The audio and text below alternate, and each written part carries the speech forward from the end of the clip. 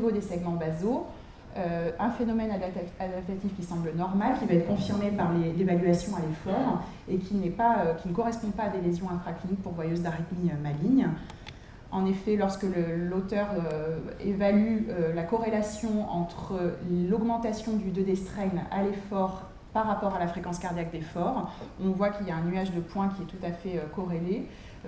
que les sujets soient athlètes ou non athlètes, c'est-à-dire que les déformations finalement s'améliorent à l'effort avec une normalisation, notamment chez l'athlète, des segments basaux. Ce qui confirmerait l'hypothèse d'une réserve contractile ventriculaire droite, tout comme il en existe une finalement sur le ventricule gauche. Dernier papier avant de conclure, le papier d'Andrea publié en 2010 qui s'intéresse à la caractérisation du ventricule droit chez des sujets présentant une hypertrophie ventriculaire gauche, soit dans le cadre d'une MCH, donc 35 sujets, soit dans le cadre d'un cœur d'athlète pour essayer de distinguer au mieux ces hypertrophies ventriculaires gauche qui parfois nous posent problème. L'auteur nous montre dans cette étude que certes les diamètres sont à nouveau plus importants de manière statistiquement significative chez l'athlète, avec en revanche une fraction d'éjection qui n'est pas modifiée entre les deux groupes, des diamètres VD qui sont également plus importants chez l'athlète par rapport au sujet porteur d'une MCH, que le TAPS finalement n'est pas différent dans les deux groupes, donc semble être un paramètre qui n'est pas assez fin pour analyser la fonction systolique VD. En revanche, l'onde S enregistrée en DTI, de même que l'étude des déformations, donc au niveau de la paroi latérale par exemple du ventricule droit, permettent de différencier largement les MCH, donc les hypertrophies pathologiques sur une MCH primitive, d'une hypertrophie adaptative,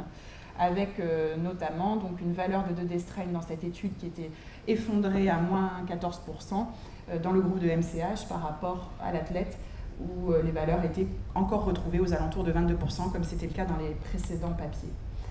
L'étude par courbe ROC nous permet de différencier, de déterminer un cutoff à moins 16% pour le 2D strain VD global qui permet de distinguer un athlète avec une hypertrophie physiologique d'une hypertrophie pathologique dans le cadre de la MCH primitive. Donc pour conclure, le VD est important à étudier de manière aussi fine finalement que le ventricule gauche. Son analyse morphologique ne doit pas se cantonner uniquement aux mesures de diamètre en parasternal temps mouvement grand axe, mais il faut essayer d'analyser les différents diamètres et probablement de se référer au papier d'Andrea pour voir si nos ventricules droits sont dilatés de manière classique comme chez un athlète ou au contraire de manière franchement pathologique comme dans la dysplasie ou dans les cardiopathies arythmogènes du VD. Il faut bien sûr prendre en compte le type de sport et le niveau d'entraînement pour pouvoir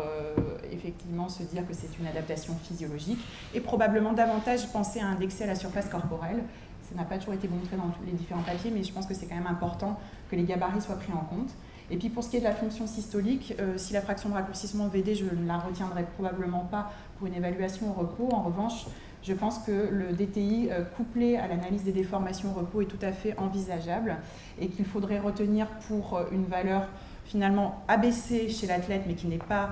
associée à une pathologie, la valeur de moins 22%, et qu'en revanche, dès lors qu'on atteint les moins 16% au niveau du segment basal, là il faut vraisemblablement pousser les investigations pour ne pas passer à côté de cardiopathie arythmogène. Voilà, je vous remercie de votre attention.